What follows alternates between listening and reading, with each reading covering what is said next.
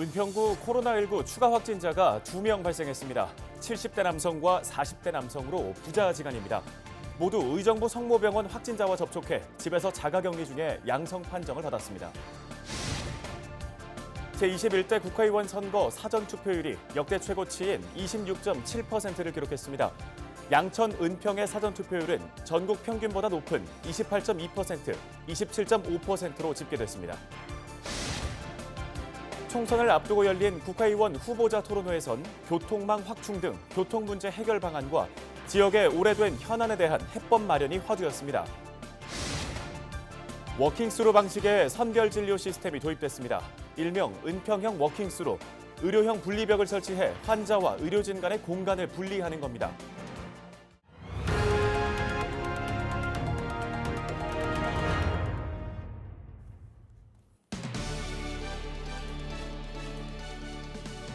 시청자 여러분 안녕하십니까? 헬로티비 뉴스 시작합니다. 먼저 우리 지역 코로나19 발생 현황부터 전해드립니다. 은평구 구산동에 사는 가족 2명이 코로나19 확진 판정을 받았습니다. 두 사람은 부자지간으로 70대 남성과 40대 남성입니다.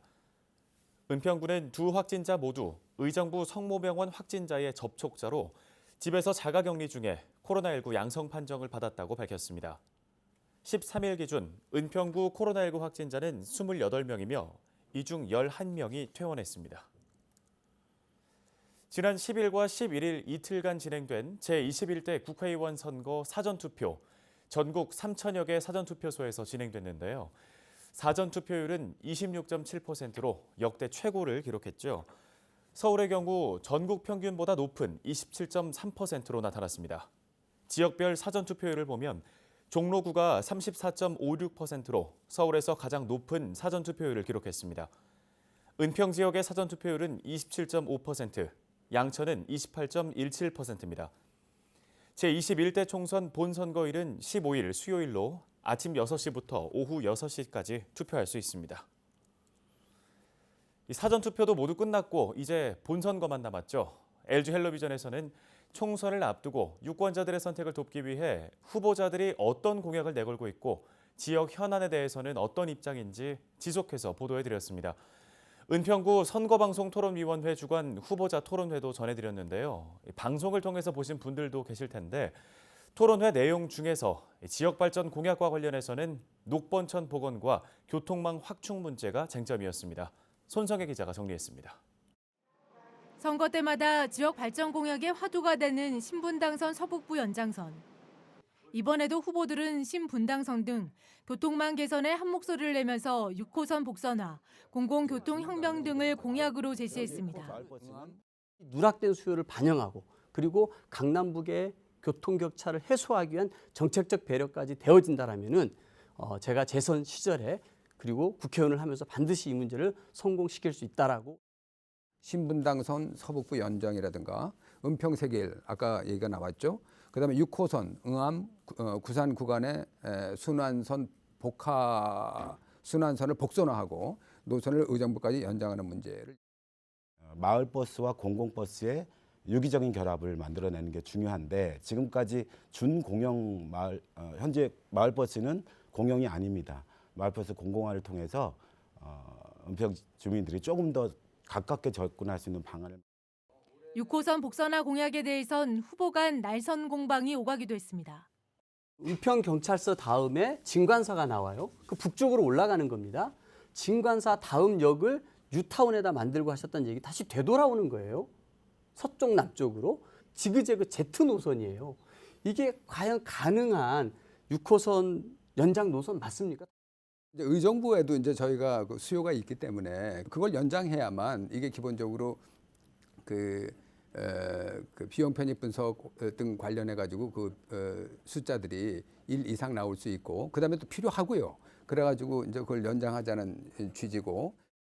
녹번천 복원과 불광천 수질 개선, 은평갑에 출사표를 던진 후보들이 내놓은 지역 발전 공약입니다. 하천을 복원하거나 기존 하천의 환경을 개선해 지역의 랜드마크로 만들겠다는 겁니다. 유동인구가 은평 내부로 깊숙이 들어오게끔 역촌이라든지 응암이나 녹번 쪽으로 들어오게끔 하려면은 뭔가 볼거리나 즐길 거리가 있어야 됩니다. 청계천처럼 맑고 깨끗한 청정불광천부터 복원하겠습니다. 우리 아이들이 뛰어놀 수 있고 우리 어머님, 아버님께서 편안히 산책하실 수 있는 생태하천으로 복원하겠습니다. 구기터널에서부터 시작해서 이제 대조시장까지 가는 그 흐름에 따라서 그 부분 복개되어 있는 것을 오픈시키겠다, 이제 이런 것이고요. 후보자들이 유권자에게 표심을 호소하는 공식 선거운동은 14일 단 하루가 남은 상황. 이번 선거에서 당선된 후보들은 앞으로 4년간 21대 국회를 이끌어가게 됩니다. 누가 적임자일지 공약 등 후보자들의 면면을 꼼꼼히 살펴보고 15일 소중한 한 표를 행사하시기 바랍니다. 헬로티비 뉴스 손성입니다. 양천 을 후보자 토론회에서도 지역의 교통 문제가 화두였습니다.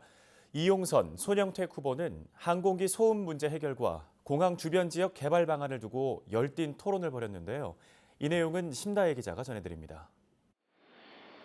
수십 년째 항공기 소음으로 고통받을 뿐 아니라 지하철이 없어 교통복지에서도 소외된 지역 양천을. 이번 국회의원 후보자 토론회에서도 단골 주제인 항공기 소음과 교통 문제가 도마 위에 올랐습니다. 먼저 항공기 소음을 줄이는 방법을 두고 후보들이 저마다의 해법을 내놨습니다. 더불어민주당 이용선 후보는 김포공항 국제선 이전을, 미래통합당 손영택 후보는 활주로 연장을 주장했습니다. 인천공항의 T2, 터미널 2가 완공됐습니다. 3천만 명 이상의 여유가 있습니다. 그래서 김포공항 국제선을 인천공항으로 옮기고 김포공항 국제선은 공항 터미널 기능을 하게 되고, 활주로가 연장이 된다면 약 60m 정도가 이제 높아집니다. 데시벨과 관련해서도 소음과 관련해서도 전문가들마다 차이는 있지만 더 중요한 것은 60m가 올라감으로써 사람들이 느끼는 심리적 그 체감은 완전히 다른 것입니다. 공항 주변 지역 개발 방안을 두고도 다양한 의견이 오갔습니다.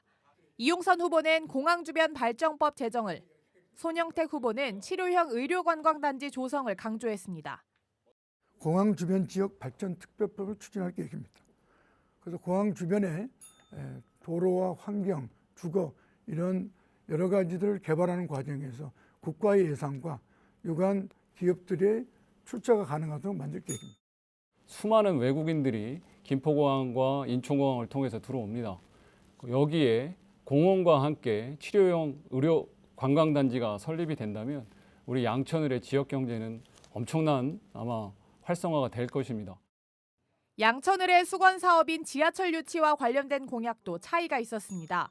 이용선 후보는 서부광역철도와 목동선을, 손영택 후보는 GTX-D를 유치하겠다고 약속했습니다.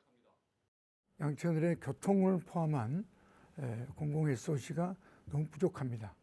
2개의 지하철, 경인고속도로 개발, 트럭터미널 개발로 상징되는 4개의 변화를 통해서 GTX-D 노선은 반드시 양천구로 와야 합니다. 내년 하반기 노선안 결정 예정이며 목동선, 서부광역철도는 역주변 발전에 그치지만 GTX-D는 역세권 종합 개발이 가능합니다. 두 후보는 이 밖에도 코로나19로 인해 침체된 지역 경제 활성화 대책과 지역 일자리 창출 방안 등을 논의했습니다. 국정에 참여한 병원과 네트워크를 이제 신월동, 신정동 발전에 쏟아붓도록 하겠습니다. 신월 실정을 발전시키고 새로운 도시를 만들겠습니다. 다른 누구에게 의존하지 않고 전문성과 능력으로 이뤄내겠습니다. 헬로티비 뉴스 심다혜입니다. 이번 총선의 당선자들은 4년 동안 국회의원으로 활동하게 됩니다. 후보자에서 당선자 신분으로 바뀌었을 때 어떤 점이 달라지는 건지 송효찬 기자가 취재했습니다. 선거에서 당선되면 당선의 기쁨과 함께 다양한 혜택이 돌아옵니다. 먼저 선거에 사용했던 비용을 전액 보전받게 됩니다. 헌법 제116조 제2항에는 선거에 관한 경비는 법률이 정하는 경우를 제외하고 정당 또는 후보자에게 부담시킬 수 없다고 규정하고 있습니다. 여기서 말하는 선거 비용은 선거운동을 위해 후보가 사용하거나 책임져야 하는 금전이나 물품, 채무, 그 밖의 모든 재산상의 가치를 의미합니다. 선거 비용은 득표율에 따라 전액 또는 절반을 돌려받게 되며 당선인은 득표율에 상관없이 전액 환급받게 됩니다. 후보자가 당선되거나 유효 투표 총수의 15% 이상 득표한 경우 지출한 선거 비용 전액을, 그리고 10% 이상 15% 미만 득표한 경우에는 선거 비용의 절반을 돌려받게 됩니다. 또한 비례대표 의원 선거의 경우 후보자 명부에 올라있는 후보자 중 당선인이 한 명이라도 있으면 지출한 선거 비용 전액을 돌려받습니다. 단 선거 비용은 선거일 후 10일 이내 관할 선거구에 보전 청구를 해야 하며 선관위에서 청구 내역을 확인해 60일 이내에 비용을 보전합니다. 당선자는 신분에도 변화가 생겨 고위공직자 대우를 받게 됩니다. 국회의원은 통상 특별한 보직을 맡지 않는 한 차관급 예우를 받게 됩니다. 하지만 상임위원회 위원장이 되면 장관급의 대우를, 국회의장의 경우 장관급 이상의 대우를 받습니다. 급여 수준은 지난 20대 기준으로 1억 3,796만 1,920원입니다. 연봉에는 일반 수당과 입법활동비, 관리 업무 수당, 정액급식비와 정근수당, 명절 휴가 비용이 포함됩니다. 별도로 의정활동 경비도 지급되는데 연간 9,251만 8,690원에 이릅니다. 이 금액은 사무실 운영비와 차량 유지비, 유류세 등이 포함되어 있습니다. 국회의원 본인 앞으로 지급되는 금액만 한 해 2억 3,048만 610원에 달하는 셈입니다. 여기에 가족수당과 자녀학비, 보조수당 등 각종 수당을 포함하면 실수령액은 더 늘어날 수 있습니다. 살기 좋은 사회를 만들기 위해 시민들에 의해 선출된 당선자. 달라진 신분만큼이나 지역 주민들을 위해 최선을 다하는 당선자가 되길 기대해봅니다. 헬로티비 뉴스 송유차입니다.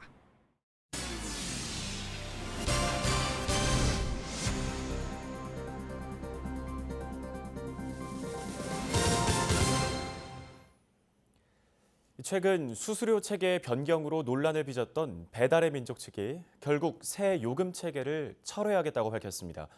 일부 소상공인들의 반발과 함께 소비자들의 불매 운동까지 일자 요금 체계 변경을 전면 백지화하겠다고 나섰죠.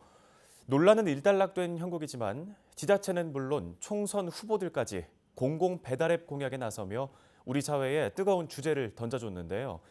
먼저 배달의 민족을 실제 사용했던 식당 사장님 연결해서 요금제 개편 이후에 어땠는지 직접 들어보도록 하겠습니다. 은평구 가련동에서 연어 전문점을 운영하고 있는 안병근 사장님 연결되어 있습니다. 사장님 안녕하십니까? 네, 안녕하세요. 네, 먼저 배달의 민족 앱을 사용하신 지 얼마나 됐는지, 실제로 이 앱을 사용하고 나서 주문이 늘었는지 궁금합니다. 배달한 지 6개월 정도 됐고요. 배달을 처음에는 좀 적다가 점점 늘어나고 있다가 4월 달 오픈리스트 광고 시작하면서부터 그 광고를 안 하게 되니까 배달이 반 이하로 줄었어요. 네, 이 논란이 됐던 오픈리스트 광고, 이 사장님들이 주로 이용을 했던 정액제 광고를 이제 주문 건당 수수료를 부과하는 방식으로 바꾸겠다, 이런 논란이 있었던 거잖아요. 정확히 어떤 거였는지, 또 그리고 이게 매출에는 어떤 영향을 미치게 되는 건지도 알려주시죠. 오픈리스트 광고에서 주문하면 주문 가격의 10%가 배달의 민족으로 들어가요. 4월 며칠 안 됐는데 배달이 반 이하로 줄고 배달 이미지도 안 좋아졌어요. 예. 오픈리스트 광고만 위에 먼저 뜨고 일반 광고는 한참 밑에서 가게 이름을 정확히 찾지 않으면은 찾기 힘들어져서 일반 광고하는 사람들은 점점 배달 매출이 줄어들고 있고, 오픈리스트 광고하는 사람은 수수료 10% 나가기 때문에 상품 질이 떨어질 것 같아요. 네. 주변 상인분들은 그러면 이 부분에 대해서 어떤 반응을 보이셨는지 궁금한데요. 또 이 수수료 체계 개편을 두고 반발을 하지 않는 사장님들도 있었다고 들었습니다. 그 이유도 좀 설명해 주시죠. 다 힘들다고 얘기하고 있고요. 순이익의 10%가 빠져나가니까 이익이 별로 남지 않아서 힘들고, 반발해봐야 코로나 때문에 손님도 많이 줄었는데 배달도 안 하게 되면은 더 힘들어지니까 그냥 하고 있는 것 같아요. 네, 알겠습니다. 이 울며 겨자 먹기로 지금 계속 진행하고 계시는 사장님들도 많았던 것 같은데요. 오늘 관련 말씀은 여기까지 듣도록 하겠습니다. 지금까지 안병근 사장님이었습니다. 직접 들으신 것처럼 이번 논란은 특히 소상공인들의 반발을 크게 샀는데요.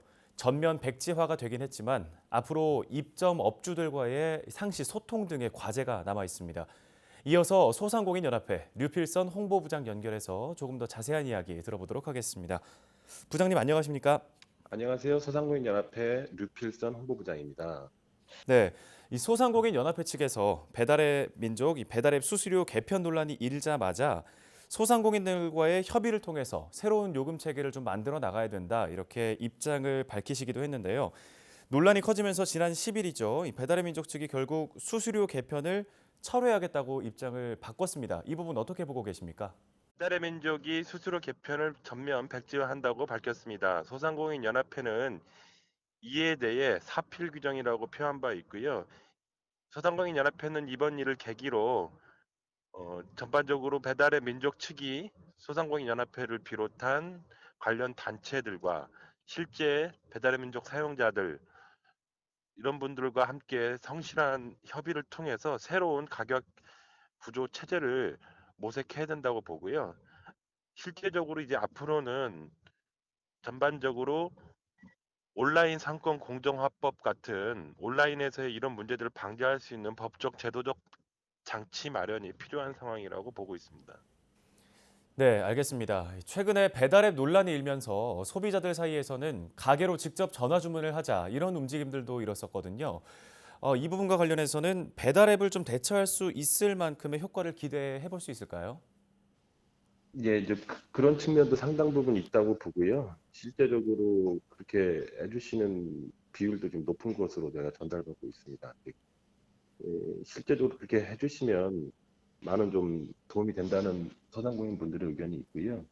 그러나 실제적으로 근본적으로는 지금 이렇게 올라가는 바뀌는 수수료 정책에 따라서 요금을 일방적으로 부담할 수밖에 없는 이 처지. 이게 오프라인에서는 그렇지 않거든요. 오프라인에서는 라면값 하나만 올라도 크게 뉴스가 되고 여러 가지로 사회 문제화되는 측면이 있는데 실제적으로 오프라인처럼 온라인에도 좀 공정한 가격 결정 구조와 이런 것들이 투명하게 될 수 있는 시스템 마련이 중요하다고 보고요. 이를 위해서 온라인 상권 공정화법이라든가 제도적 장치 마련이 시급한 상황이라고 이야기하고 있습니다. 네, 알겠습니다. 배달의 민족 측은 이 수수료 개편을 철회하긴 했지만 앞으로 업주들과 좀 소통을 하는데 노력을 기울여야 하지 않을까 싶습니다. 오늘 관련 말씀은 여기까지 듣도록 하겠습니다. 지금까지 류필선 홍보부장이었습니다.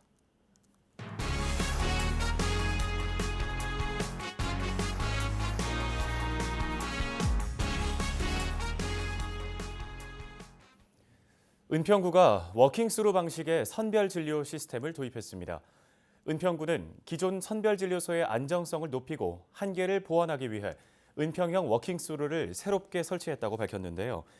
은평형 워킹스루는 의료용 분리벽을 설치해 환자와 의료진 간 공간을 분리하는 겁니다.